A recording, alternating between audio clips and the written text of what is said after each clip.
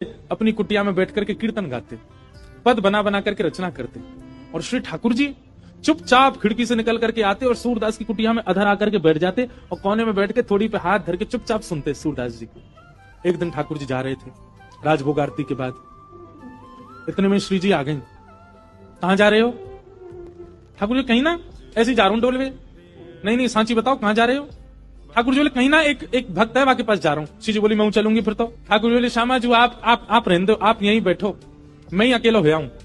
श्री जी बोली अगर मोए ना लेके गए तो मैं गुसाई जी से शिकायत कर दूंगी कि राजभोग के बाद तुम कहीं चले जाओ और गुसाई जी खोज करो जी कहां जा मैं। ठाकुर जी बोले श्री जी आपके चरणों में प्रणाम करूं, आप मेरे संग चल दो, पर गुसाई जी तो शिकायत मत करियो मेरी, लेकिन एक बात को वचन दो। मैं बोल कहा उत्थापन आरती तो पहले आमेंगे हम दोनों वापस, मां रुकवे की मत करियो बात। आप बड़ी भोरी हो, बड़ी सहज हो, और वैष्णव चाहे कितनों दीनहीन हो, कितनों भावबार हो, वहां पे कृपा करवे की मत सोच लियो। आपको तो मन है जाए यहाँ पे सब लुटाए दूं, सब दे दूं, ऐसे मत करियो। चुपचाप जानो, चुपचाप आनो है, और मैं इशारा कर दूं तुरंत उठ के आ जाइयो। श्री जी बोले हाँ मैं आ जाऊंगी। ठाकुर जी हाथ पकड़ के श्री जी को ले गए सूरदास जी की कुटिया में। सूरदास जी गा रहे हैं के सर तिलक मोतिन की माला वृंदावन के वासी, नेह लगाए त्याग गए तृण शम डार गए गल फांसी, अखियां हरि दर्शन की प्यासी, हरि दर्शन की। ठाकुर जी बैठ के सुन रहे हैं मंद मंद, श्री जी के नेत्रन से आंसू गिर रहे हैं। ठाकुर जी धीमे धीमे पहुंचने बोले श्यामाचू हल्ला मत करियो जी, जग जाएगो, और जगह को कहा हमें पकड़ लेगो, जान नहीं देगो, और फिर यहाँ पे कृपा कर दी तो फिर सबन पे करनी पड़ेगी, हमारे रो मत। बिल्कुल सूरदास जी ने अपनी लाठी उठाई और उठ करके अपनी कुटिया से बाहर जाने लगे। श्री जी बोली जी कहां जा रहे हो बाबा? अरे आंधरो बाबा कहीं गिर नहीं जाए, हम यहाँ के संग चलें, कहीं गिरवे बारो होगा तो बचा लेंगे। ठाकुर जी बोले मैंने पहले ही मना करी, आप तुझे सब कृपा पिपा ना करनी कोई पे, और समय है गो उत्थापन को, मैं गुसाई जी मंदिर खोल देंगे, चलो जल्दी मंदिर में। श्री जी बोली ना ना बस ये जहां जा रहा हूं वहां तक याद छोड़, यहां में फिर चल देंगे मंदिर में।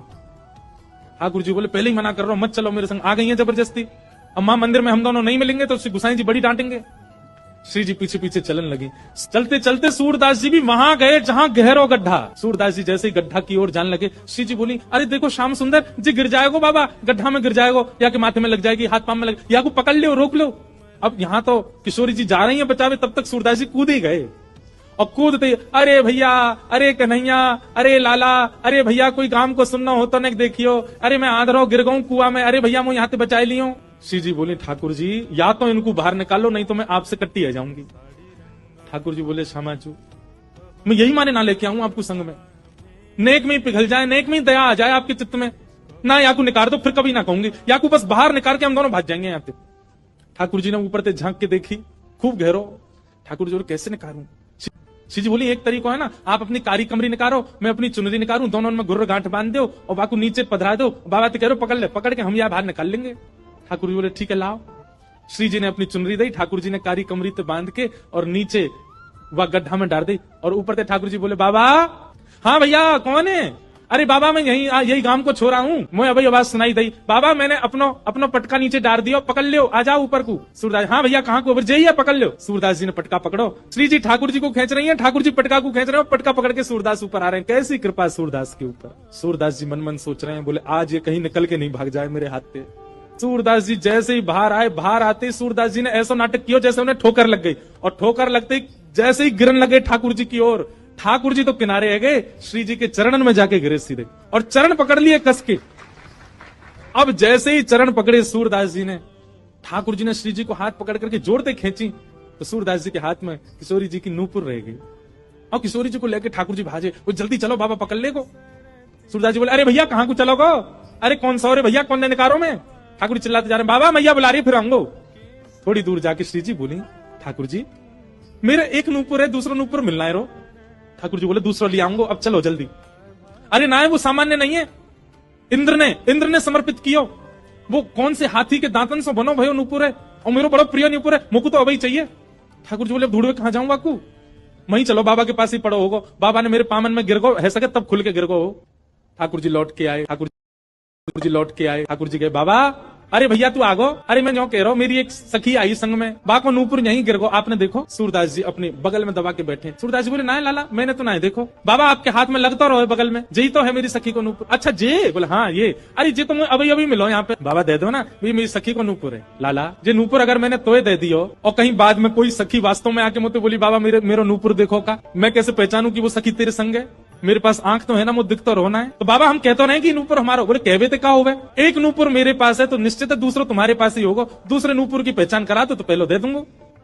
ठाकुर जी बोले पहचान कैसे होगी? बोले अपनी सखी तक है, अपने पाम आगे करेगी, मैं जैसे स्पर्श करके देख लूंगा कि हाँ ये नूपुर एक ही है तो मैं दूसरा पहना दूंगा। ठाकुर जी बोले मैं सब समझ रहा हूँ, जी बाबा पाम छुए के चक्कर में पकड़ लेगो कस के, अब ना जान दूंगा, और फिर क्या करेंगे हम?